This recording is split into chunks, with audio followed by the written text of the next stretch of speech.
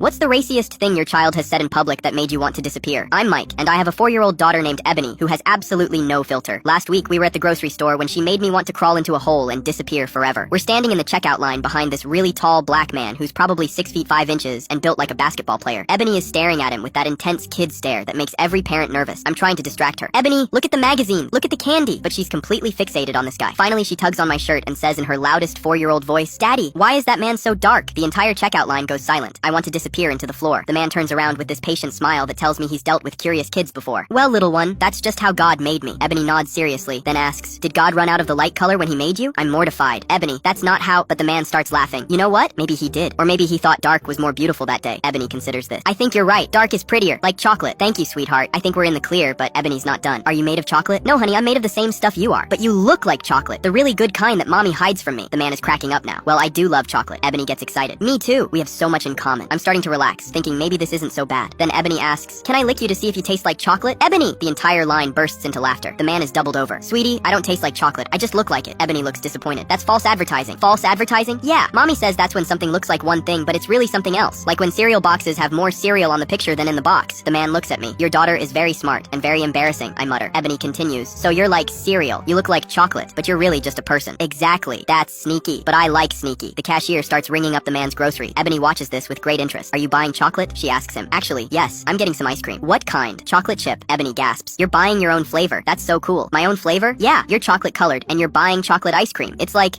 matching." The man starts laughing again. "I never thought of it that way. Do you always buy chocolate things because you match?" "Not always. Sometimes I buy vanilla." Ebony's mind is blown. "You can buy vanilla even though you don't match?" "Of course." "Wow, that's like wearing a red shirt when you have brown hair." "Exactly like that." Ebony thinks about this. "So matching isn't a rule?" "Nope, not a rule." "Good, because I have blonde hair, but I like strawberry ice cream, not vanilla." That makes perfect sense. As the man is finishing his transaction, Ebony asks, "What's your name?" "I'm Marcus." "Hi, Marcus. I'm Ebony. You're my first chocolate friend." "Ebony!" Marcus is dying laughing. "Well, Ebony, you're my first cereal comparison friend." "We're both firsts. That's special." Marcus pays for his groceries and turns to leave. Ebony waves enthusiastically. "Bye, Marcus. Thanks for teaching me about false advertising." "Bye, Ebony. Thanks for the chocolate compliment." As he walks away, Ebony turns to me. "Daddy, I like Marcus. He's nice, and he looks like dessert." The cashier, who's been trying not to laugh this whole time, finally loses it. "Sir, your daughter just made my entire day." Ebony tugs on my shirt again. "Daddy, can we invite Marcus over for dinner?" "Ebony, we don't know him well enough for that." "But he likes chocolate ice cream. We have chocolate ice cream." "That's not how friendships work, sweetheart." "Why not? We both like chocolate. That's a good start." Ebony continues. "Plus, he's really tall. He could help us reach things on high shelves." "Ebony, we can't invite strangers over just because they're tall." "But he's not a stranger. He's Marcus, my chocolate friend." "He's still a stranger, honey." Ebony thinks about this. "Well, can we at least wave if we see him again?" "Of course we can wave." "Good. I want to ask him if he's tried white chocolate." As we're walking to the car, Ebony says, "Daddy, I learned something important today." "What's that?" "People are like ice cream. They come in different flavors, but they're all still ice cream."